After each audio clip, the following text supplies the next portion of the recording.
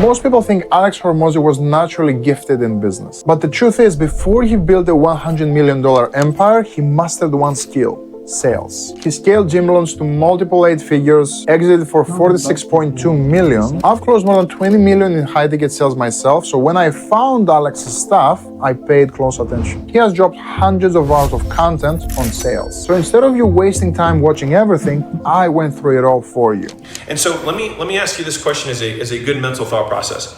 If you could go back in time, let's say you could go back in time 5 years, and you could talk to yourself and say, hey, I want you to put 100% of the money that we have, right? Now, mind you, you couldn't tell the person that is you, your past self, that you are you in the future, right? So you can't say anything like that. But in this thought experiment, and you went back in time and you said, hey, we've got this money in the bank account. I want you to put 100% of money into this thing called Bitcoin. Or, hey, I want you to put 100% of that money into something called Amazon. I want you to put all of that money into Tesla. How many times would you follow up with yourself to get yourself to do that thing or do that action or make that investment? And this is where 90% of salespeople get it dead wrong. They think following up is annoying the prospect. But if you actually believe that your product is going to change their life, not following up would feel selfish. When you have 100% conviction in what you sell, like knowing that Bitcoin is gonna blow up, you do not stop after 2 emails and you say, oh well, they didn't respond to me, I don't wanna bug them. You keep reaching out and pinging them because they know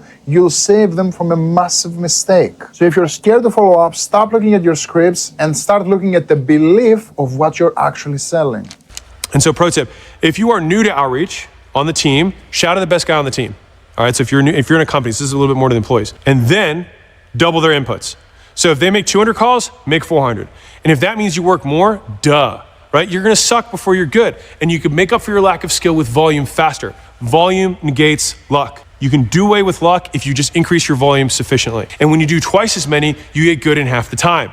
And once you beat their numbers, then you can get cute and try new things. So replicate what they do before you iterate on it, all right? So don't try and get cute. Look at what the best guy does, copy it exactly with twice the volume, and then until you beat that guy's numbers or that gal's numbers, don't change anything. And then once you have enough mastery, then you can get cute with it. They'll start getting cute. They're gonna tweak lines, they're gonna test different openers, and they're gonna do their own thing. But here's the brutal truth. When you're an absolute beginner, you're supposed to suck. That's the only way to learn. And the only way to surpass a skill deficit is through sheer brute volume and improving along the way. So if the top rep in your company makes 200 calls a day, your job is to make 400. Not because you're smarter, but because doing that will cut your learning curve in half. You will collect data faster, you will desensitize yourself to rejection, and you will force yourself to adapt. So stop trying to innovate on step 1. Copy the top performers' exact playbook word for word, double their volume, and don't touch a single line until you're consistently beating their numbers. And so what I like are short stories. So we'd ask a series of questions. Hey, why are you here? What are you struggling with? Where are you at right now? Where are you trying to go? What have you tried so far? How's that working for you? Why is this important? Does it matter, like within the bigger context of your life and what you're trying to do? Okay, great. This is what I'm hearing. I think this is why you haven't been successful. Would you agree with that? Does that make sense? Fantastic. Do you want to hear how our program works? Right. So at that point, you'd enter, quote, the pitch, right? Which is where you're going to explain how the services work. This is where most guys and gals will just blab, right? They'll just talk and talk and talk and talk and talk. You talk about your periodization, or you talk about your plan, or you talk about your programs, or talk about the softwares or whatever, right? And the reality is they don't care. And so all we have to do, realistically, is tell a story that illustrates what they're going to experience as a result. I'll just use gym launch as a simple example. So if I'm like, listen, fundamentally, until you learn how to market your business, you're never going to be free. And earlier, you said that the goal, when we asked for context, was that you want to be free. You want this business to be able to run on its own. Does that sound about right? Yes. Okay, cool. Well, then do you see a world in which you're going to be able to outsource the most important part of your business, which is acquisition, lead generation, lead nurture, and sales? Do you feel like there's a world where you can just offload that responsibility and then somehow have a reliable business? Because what if that business goes out of business, which is likely, happens all the time? Then what? Right, you're never actually going to be free until you learn this, which means you have to confront this either today, tomorrow, or 10 years from now, but you're going to have to do it. Does that sound fair to you? Does that make sense? Right? And so here, what I'm doing is I'm telling a story to break a belief. I'm not saying, let me show you how we're going to teach you how to market. Instead, I'm saying we have to at least come to an agreement that you need to learn this skill. Does that sound fair?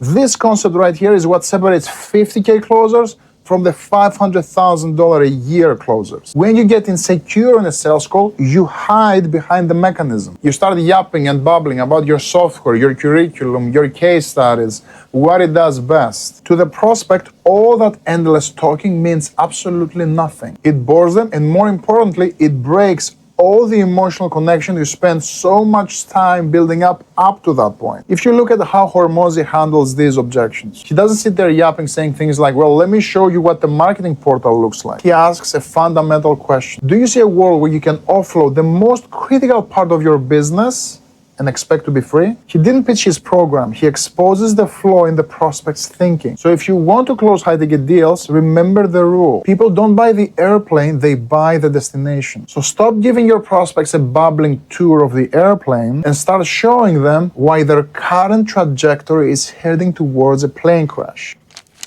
And the second way is by making sure that your product is the best and that it is the best shot that this person has. You can't say, I guarantee that you're going to lose weight. I can't say I'll guarantee that you're going to make more money, because you can't control the variables. But you can guarantee that you will be the best shot that this person has at being successful. And so for me, cracking that code mentally helped me a lot, especially in weight loss sales when I was starting out, right? Because I would have someone in and I knew the stats. I knew that in 6 months, half the people who were signing up weren't going to be at the gym. I knew that, right? But the thing is I can't look at someone and say like, well, you know what, maybe they shouldn't sign up, because half the people aren't going to show up, within 6 months. But instead, I was able to shift, and this was something that I had to learn, that I'm still the best shot this person has at getting where they want to go. Right? They're still going to have to do stuff on their part. But I know with conviction that my intentions are perfect and that I am the best shot they have at getting where they want to go. And that is the conviction that I can stand on, that I can look someone in the eyes through their soul and tell them that I were the best shot for them to be successful.